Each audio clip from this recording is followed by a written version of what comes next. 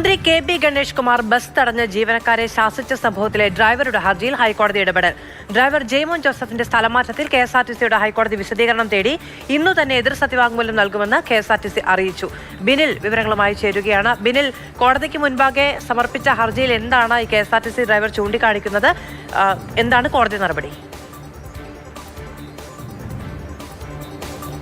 മധു, കഴിഞ്ഞയാഴ്ചയാണ് MC. റോഡിൽ വെച്ച് മന്ത്രി KB. Ganesh Kumar KSRTC bus തടഞ്ഞു നിർത്തുകയും അതിലെ കണ്ടക്ടറെയും ഡ്രൈവറെയൊക്കെ തന്നെ ശാസിച്ചത്. ഈ ബസിന്റെ ഗ്ലാസിന്റെ ഭാഗത്ത് വെള്ളക്കുപ്പി സൂക്ഷിച്ചു എന്നതിന്റെ പേരിലായിരുന്നു ആ ശാസനയൊക്കെ ഉണ്ടായത്. അതിൽ തുടർന്ന് പിന്നീട് ഈ ഡ്രൈവർ ജെയ്മോൻ ജോസഫിനെ, അദ്ദേഹം പൊൻകുന്നം ഡിപ്പോയിലാണ് ജോലി ചെയ്തിരുന്നത്. പൊൻകുന്നത്ത് നിന്ന് തിരുവനന്തപുരത്തേക്കുള്ള യാത്രക്കിടയിലാണ് മന്ത്രി ഇടപെടുന്നതും ഈ ഉദ്യോഗസ്ഥരെ ശാസിക്കുകയൊക്കെ തന്നെ ചെയ്യുന്നത്. ഈ സംഭവത്തിന് പിന്നാലെ പൊൻകുന്നത്ത് നിന്ന് ഈ ജെയ്മോൻ ജോസഫിനെ തൃശ്ശൂരിലേക്ക് സ്ഥലം മാറ്റി, തൃശ്ശൂർ പുതുക്കാടിലേക്ക് സ്ഥലം മാറ്റി എന്നതാണ് ജെയ്മോൻ പറയുന്നത്.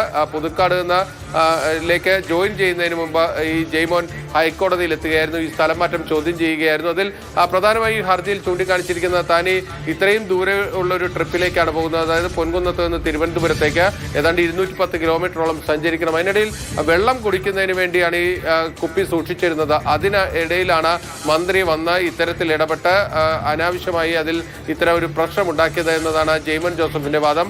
അത് ഹൈക്കോടതിയുടെ മുന്നിലേക്ക് എത്തിയപ്പോഴാണ് കെ.എസ്.ആർ.ടി.സി ഇന്ന് തന്നെ ഇതിൽ എതിർ സത്യവാങ്മൂലം സമർപ്പിക്കാമെന്നും പൊൻകുന്നം ഡിപ്പോയിൽ നിന്ന് ഈ ജെയ്മോൻ ജോസഫ് റിലീവ് ചെയ്ത് കഴിഞ്ഞു, അതുകൊണ്ട് അതിൽ ഇടപെടരുത് എന്നൊരു നിലപാട് സ്വീകരിക്കുകയും ചെയ്തത്. അതുകൊണ്ട് നാളെ തന്നെ ഈ ഹർജി പരിഗണിക്കാം, വിശദമായൊരു വാദം കേൾക്കാമെന്ന് കോടതി ഇപ്പോൾ അറിയിക്കുകയാണ് ചെയ്തിരിക്കുന്നത്. എന്തായാലും നാളെ കോടതിയുടെ മുന്നിലേക്ക് ഈ വിഷയം എത്തുമ്പോഴാണ് മന്ത്രി ഈ വാഹനം തടഞ്ഞു നിർത്തി ഉദ്യോഗസ്ഥരെ ശാസിച്ചതൊക്കെ ആയിട്ട് ബന്ധപ്പെട്ട സംഭവങ്ങൾ അത് പിന്നീട് വലിയ വിവാദമാകുകയും മന്ത്രി പല രാഷ്ട്രീയ കോണുകളിൽ നിന്നും വലിയ വിമർശനമൊക്കെ നേരിട്ട ഒരു സംഭവമാണ്.